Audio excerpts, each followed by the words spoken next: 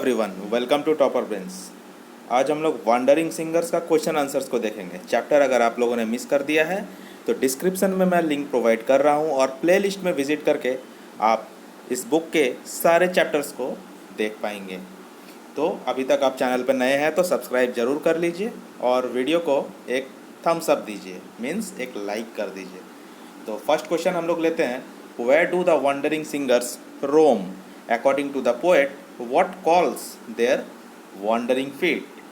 The wandering singers roam through the echoing forest and echoing street. According to the poet, the voice of the wind calls their wandering feet. Next question है, what tales do the songs depict?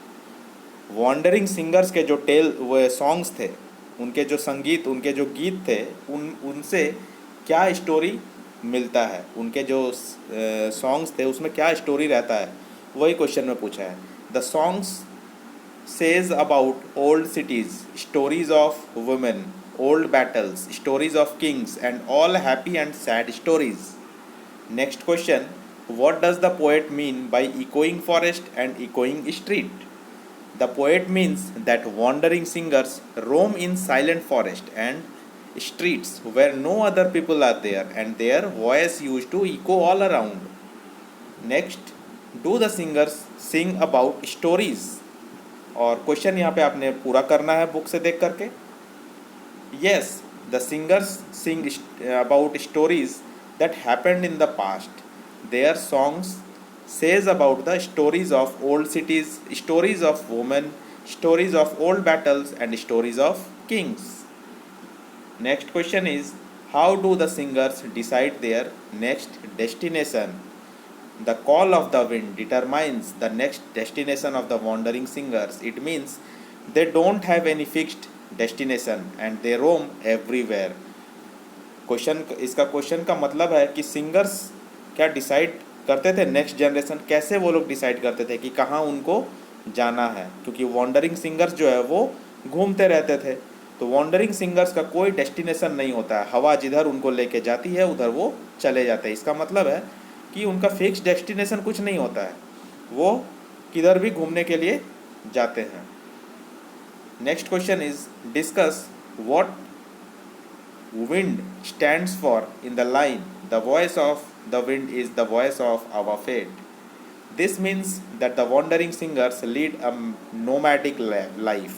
Nomadic life का मतलब होता है घूमते रहने वाला life. जैसे बंजारों का लाइफ होता है, वो उनका कोई ठिकाना नहीं होता है, वो हमेशा घूमते ही रहते हैं। तो नोमैडिक लाइफ उसी लाइफ को कहते हैं जिसमें सिर्फ घूमना होता है। They keep wandering wherever the wind goes.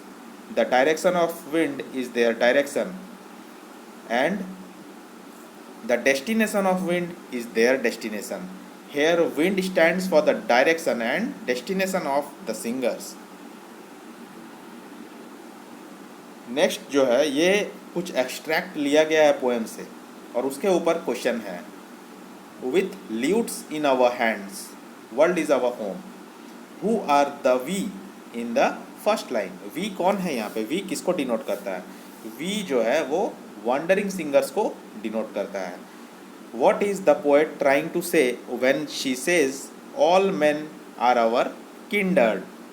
It means all the people in this world are relatives and family of wandering singers. wandering singers जो है वो पूरे दुनिया के लोगों को, सारे लोगों को अपना फैमिली, अपना रिलेटिव्स मानते हैं। किंडर्ड का मतलब होता है रिलेटिव्स और family members. Can the whole world be one's home, why और वाई नॉट? क्या पूरी दुनिया किसी का घर हो सकता है, क्यों और क्यों नहीं? Yes, the whole world can be one's home. ये पूरा दुनिया किसी का होम हो सकता है, लाइक द वॉन्डरिंग सिंगर्स, जिस तरह से वॉन्डरिंग सिंगर्स का है। वॉन्डरिंग सिंगर्स मान लिए हैं कि ये जो पूरा दुनिया है और इनके लोग हैं ये हमारे फैमिली हैं, हमारा होम है, हमारा घर है। Because they do not have their own family and own home, क्योंकि उनका अपना कोई फैमिली नहीं होता है और अपना घर नहीं होता, इसीलिए पूरे दुनिया को ही वो अपना फैमिली और अपना घर मानते हैं। And they treat the whole world as their home and all the people are their relatives. Next question is, what hope shall we gather, what dreams shall we show? ये एक्सट्रैक्ट है poem से और इसके ऊपर question है। First है, what does this line mean? The wandering singers have no hopes और dreams of their own, they go wherever the wind calls them. Wandering singers का कोई आशा नहीं होता है, कोई उम्मीद नहीं होता है और कोई सपने भी नहीं होते हैं कि उनको लाइफ में कुछ करना है। वो लोग हवा की दिशा में ही मूव करते रहते हैं। नथिंग कैन स्लो देम और मेक देम वेट। उन लोगों को कोई रोक नहीं सकता है, ना ही उनको कोई धीमा कर सकता है। The voice of the wind is the voice of their life and their destiny. और वॉइस ऑफ द विंड जो है वही उनका लाइफ का वॉइस है और उनका लक्ष्य भी है, डेस्टिनी भी है। Why does the poet ask these questions? The poet ask these questions to let us know that wandering singers have no hopes और dreams because their wandering nature, because of their wandering nature. उनके जो घूमने वाला nature है उससे ही पता चलता है कि उनका कोई होप नहीं है, कोई ड्रीम नहीं है। What is the mood of the poet? According to the poet, the wandering singers seem to either nomads और some nature lovers.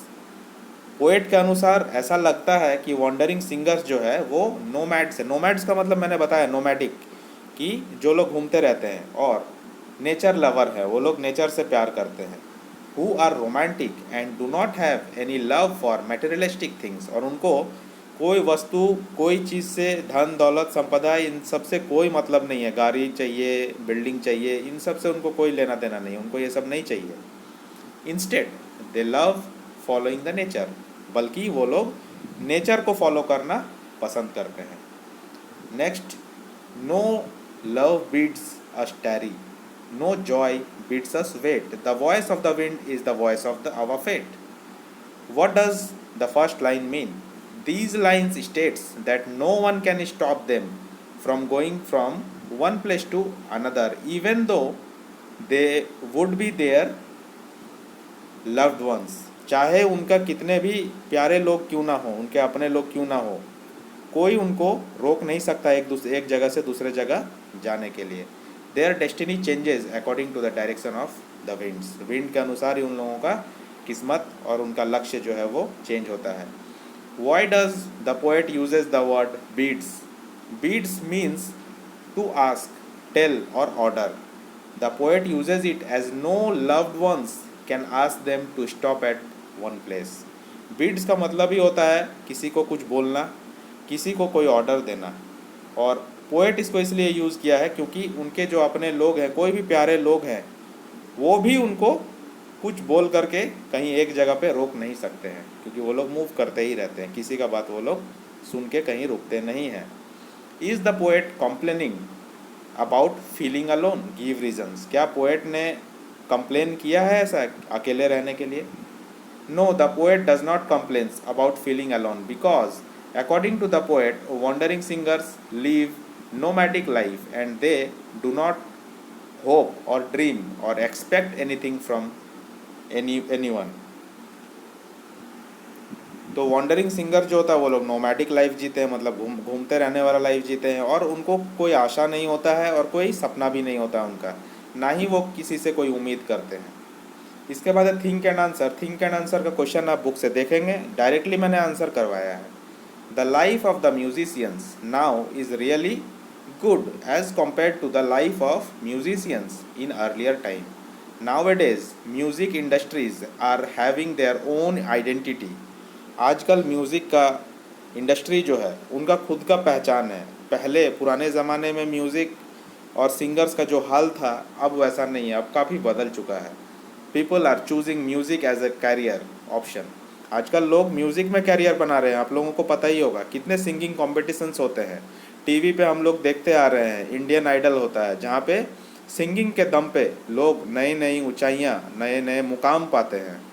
Nowadays musicians are getting more chances and wide platforms to grow after the internet revolution. जब से internet का revolution आया है, internet आया है, जब से हमारे फिंगर टिप्स मोबाइल पे सब कुछ आ गया है, तब से इनको एक नया और बहुत बड़ा प्लेटफॉर्म मिल चुका है म्यूजिशियंस को अपनी कला को लोगों के पास, पूरे दुनिया के पास पहुंचाने के लिए।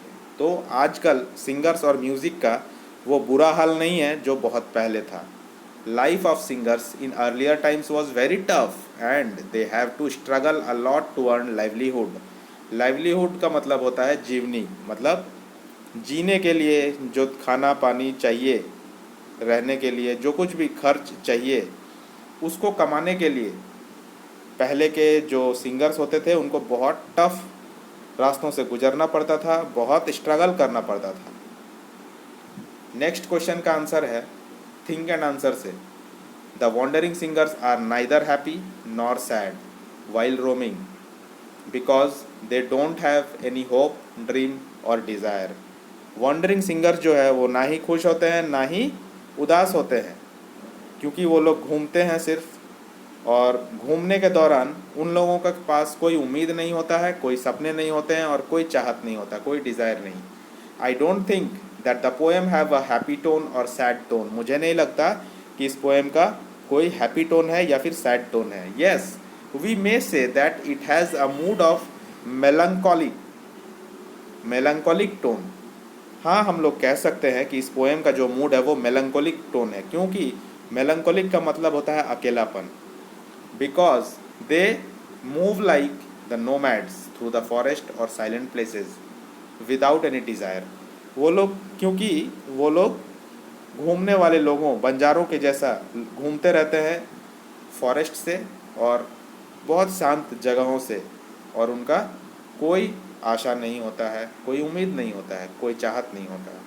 दे use to tell the stories of earlier times and move from one place to another. और वो लोग पुराने ज़माने के कहानी अपने संगीत के द्वारा बताते हैं, गाते हैं और एक जगह से दूसरे जगह मूव कर जाते हैं। नेक्स्ट है वेलवेट आंसर। वेलवेट आंसर का भी क्वेश्चन आप बुक से देख लेंगे और आंसर मैं यहाँ पे डायरेक्टली करवाया है।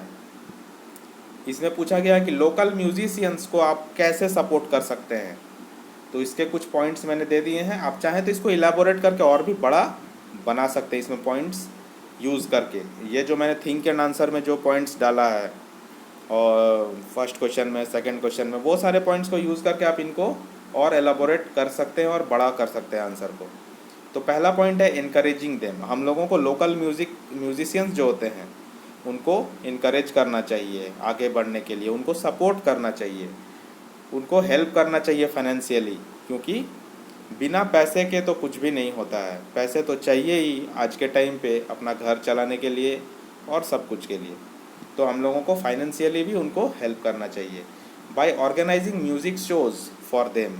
और हम लोगों को चाहिए कि हम लोग मीटिंग करके अपने सोसाइटी में म्यूज़िक शोज़ को ऑर्गेनाइज करना चाहिए, ताकि म्यूजिशियंस का और ज़्यादा लोगों के बीच लोकप्रियता बढ़ता रहे और उनका भी लाइफ अच्छे से चले, ताकि वो लोग कुछ पैसे अर्न कर पाए।